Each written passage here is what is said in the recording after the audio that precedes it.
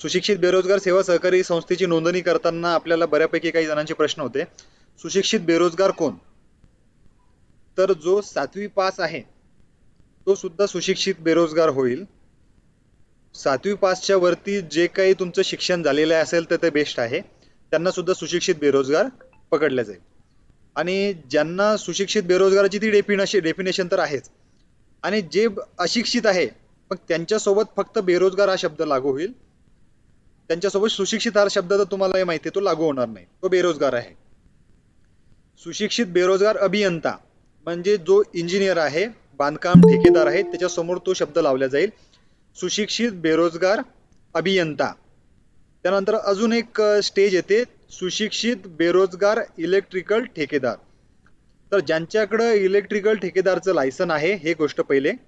त्यानंतर ज्यांचा इलेक्ट्रिकल मध्ये डिप्लोमा झालेला आहे ते सुद्धा त्याच्यामध्येच पकडले जातील.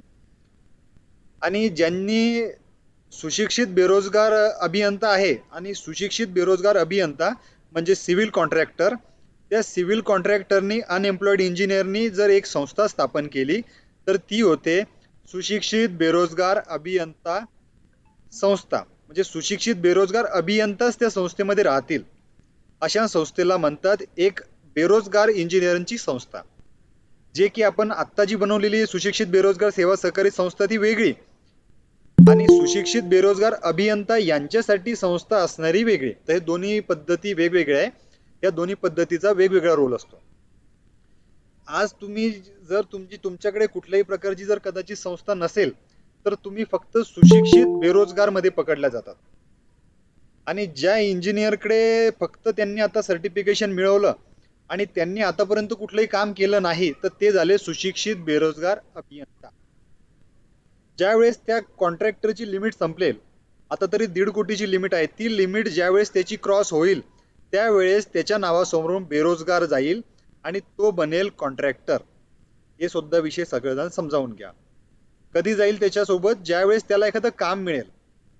आपण सुशिक्षित बेरोजगार सेवा सहकारी संस्था रजिस्ट्रेशन करण्याच्या अगोदरचं रजिस्ट्रेशनचा मुख्य उद्देश असा होता की ज्यावेळेस आपला बिझनेसच रजिस्टर्ड नाहीये त्यामुळे तुम्ही सुशिक्षित बेरोजगार होते, पण ज्यावेळेस सुशिक्षित बेरोजगार संस्थेच्या उद्देशाने तुम्हाला काम मिळत चालले तर त्यावेळेस काय होतं, तुम्हाला आता काम मिळत आहे. एकदा तुम्हाला ऑलरेडी तुम्ही कुठेतरी जॉब करत होते पण जॉबच्या नंतर आता तुम्हाला बिझनेस करायचा आहे तर मग तुम्हाला सुशिक्षित बेरोजगार ची तुम्ही नोंदणी केली आणि सुशिक्षित बेरोजगारचा तुम्ही फायदा घेताय स्वतःच्या व्यवसायासाठी, स्वयंरोजगारसाठी. त्यामुळे सुशिक्षित बेरोजगार त्या व्यक्तीसाठी तो शब्द यूज होईल. अभियंता जिथे यूज होईल तिथे समजून घ्यायचंय आपल्याला की तो इंजिनियर आहे. जिथे इलेक्ट्रिकल हा शब्द यूज होईल तिथं आपण समजायचंय की आपण इलेक्ट्रिकल कॉन्ट्रॅक्टर आहे. आणि जिथं फक्त बेरोजगार हा शब्द येईल, भारतामध्ये तुम्ही बघितलं असेल बऱ्याच वेळेस मीडियामध्ये किंवा या ठिकाणी एक गोष्ट जास्त वापरली जाते की लोक बेरोजगार होत आहे. लोक बेरोजगार होत आहे याचा अर्थ असा होतो की बेरोजगार हा शब्द कोणाला वापरला जातो जास्तीत जास्त? सुशिक्षित बेरोजगारांना जास्त वापरला जात नाही. बेरोजगार म्हणजे ज्यांचा कामधंदाच गेला ते बेरोजगार झाले. आणि सुशिक्षित बेरोजगार यांच्यासाठी यूज होतो की ते एखाद्या कंपनीमध्ये जॉब करताय, एखाद्या फॅक्टरीमध्ये मोठ्या जॉब करताय किंवा एखाद्या मोठ्या ठिकाणी जॉब करताय, त्याला म्हणतात सुशिक्षित बेरोजगार झाले. आणि नुसते बेरोजगार म्हणजे ते अशिक्षित होऊ शकतात, ते सुशिक्षित नसतील.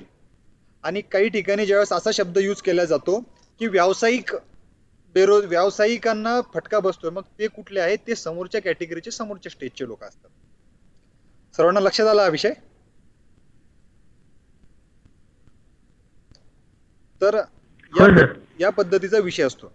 आता महत्वाचा विषय आहे की आता ज्यावेळेस सुशिक्षित बेरोजगार अभियंता ऍज अ अनएम्प्लॉईड इंजिनियर त्यांना ऑलरेडी शासनाकडनं राखीव कामं असतात, त्यांना ऑलरेडी शासकीयचे राखीव टेंडर असतात. आता ते टेंडर कुठे बघायचे असतात ते मी तुम्हाला दाखवतच आहे स्टेप बाय स्टेप. पण त्या अगोदर त्या इंजिनियरनी काय करायला पाहिजे जेणेकरून त्यांना झेडपी मध्ये रजिस्ट्रेशन करायचं असतं, त्यांना महाराष्ट्र जीवन विकास प्राधिकरणाला त्यांना रजिस्ट्रेशन करावं लागतं. तर अशा वेळेस त्यांनी काय काय डॉक्युमेंटची पूर्तता करायला पाहिजे जेणेकरून हे डॉक्युमेंटची पूर्तता केल्यानंतर त्याला लगेच तिथे पूर्णपणे वेंडरशिप मिळेल आणि तो शासनाच्या आस्थापनेला नोंदणीकृत ठेकेदार होईल. फक्त आपण परीक्षा दिली आणि परीक्षा दिल्यानंतर डायरेक्टली आपण त्याला अप्रोच होऊ शकत नाही कुठल्याही डिपार्टमेंटला. त्यासाठी तुम्हाला त्याचं एक प्रॉपर रजिस्ट्रेशन करावं लागतं. तर जिल्हा परिषदच्या रजिस्ट्रेशनसाठी आपल्याला काय काय डॉक्युमेंट्स लागतात त्या सुशिक्षित बेरोजगार म्हणता येईल याला, सुशिक्षित बेरोजगार अभियंत्यासाठी काय काय डॉक्युमेंट्स लागतात हे एक एक डॉक्युमेंट्स तुम्हाला रीतवाईज सांगतो, ते सर्वांनी लक्षात घ्यायचे. सर्वप्रथम तुम्हाला 1 लाखाची शेड्यूल बँकेची एपत प्रमाणपत्र म्हणजे तुम्हाला बँक सॉल्व्हन्सी काढावी लागेल. बँक सॉल्व्हन्सी कशी काढावी लागते ऑलरेडी आपण आपल्या जुन्या व्हिडिओमध्ये पूर्णपणे माहिती दिलेली आहे. बँक सॉल्व्हन्सी तुमचं जे बँकेचं ट्रान्झॅक्शन असेल, तुमचं एमएबी असेल, तुमचं मंथली ॲव्हरेज जे बॅलन्स असतं त्यावर कॅल्क्युलेट करून बँक तुमच्या ऐपतीप्रमाणे तुम्हाला देत असते. त्यासाठी रितसर तुम्हाला एका कोऱ्या फॉर्म पेपरवर त्याचा अर्ज द्यायचा असतो बँकेला. बँकेला अर्ज दिल्यानंतर तुम्ही मेन्शन करायचे की मला 1 वर्षाची बँक सॉल्व्हन्सी लागते आणि त्याची व्हॅलिडिटी 3 वर्ष किंवा 1 वर्ष सुद्धा तुम्ही टाकू शकता. ती बँक सॉल्व्हन्सी ही नॅशनल पाहिजे, म्हणजे त्याला राष्ट्रीयकृत आली पाहिजे पूर्णपणे. राष्ट्रीयकृत बँकेची सॉल्व्हन्सी पाहिजे किंवा शेड्यूल बँकेची. तर शक्यतो राष्ट्रीय बँकेची द्यायची, जेणेकरून भविष्यात तुम्हाला एखाद्या टेंडरला जर अप्रोच व्हायचं असेल तर तुम्हाला ती जास्तीत जास्त कामात येईल. तर सर्वप्रथम मी तुम्हाला सांगितलं तुम्हाला काय पाहिजे, 1 लाखाची शेड्यूल किंवा राष्ट्रीयकृत बँकेची तुम्हाला बँक सॉल्व्हन्सी पाहिजे.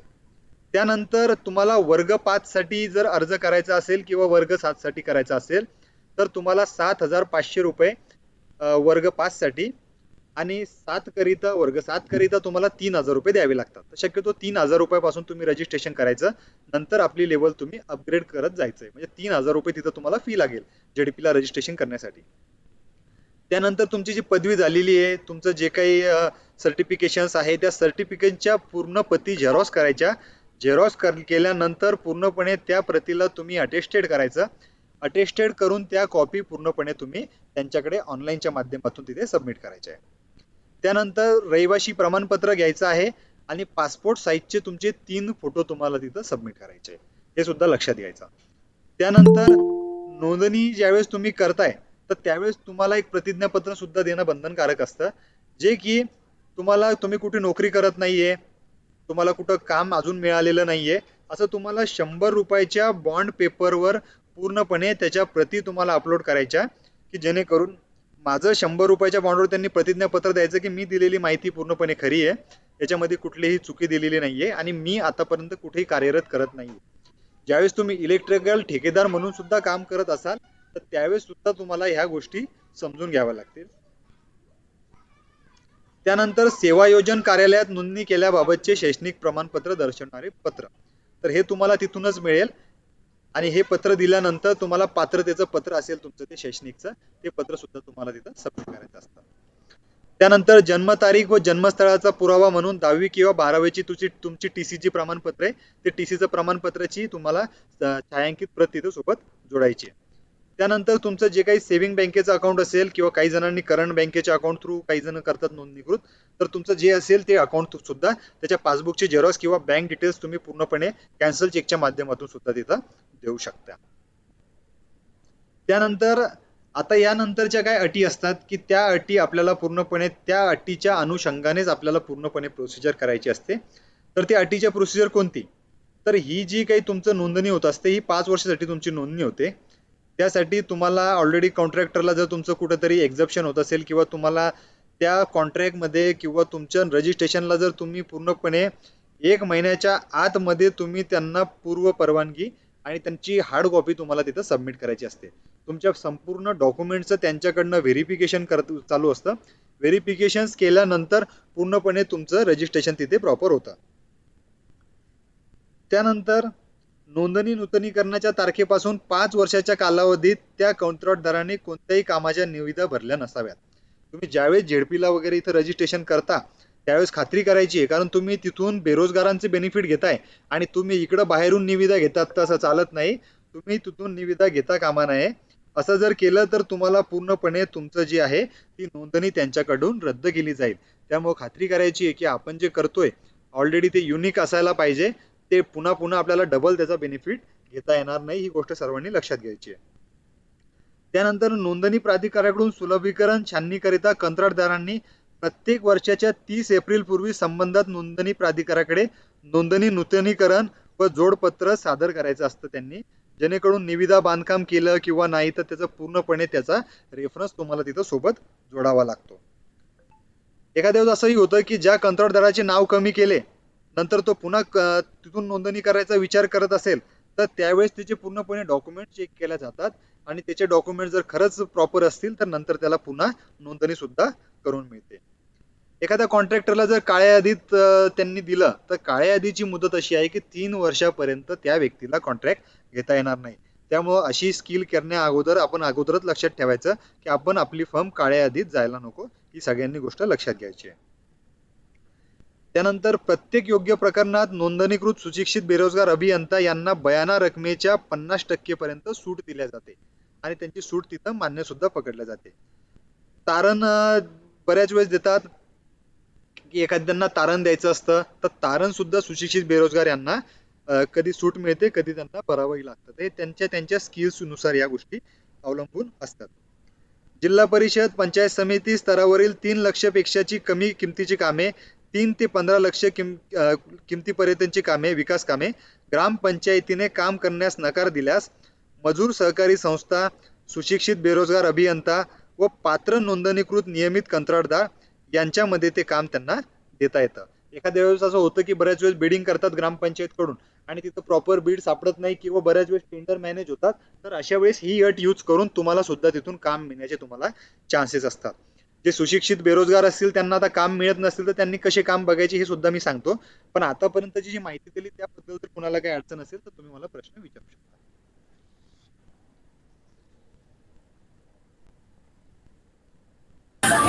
हे सर्व जे सभासद आहे सुशिक्षित बेरोजगार अभियंता ह्या सोसायटीचे हे सर्व डिप्लोमा होल्डरच हो, हे काही त्याच्यामध्ये डिप्लोमा होल्डर्स पाहिजे. आणि सेवा जी आहे बेरोजगार सेवा त्याच्यामध्ये जर आज कोणी चेअरमन असेल तो 12वी असेल आणि त्याने जर का 11 सदस्यापैकी कोणी इलेक्ट्रिकल घेतला, कोणी सिव्हिल डिप्लोमाला घेतला, कोणी प्लंबिंगचा ITI झालेला घेतला, तर असं चालतं का ते?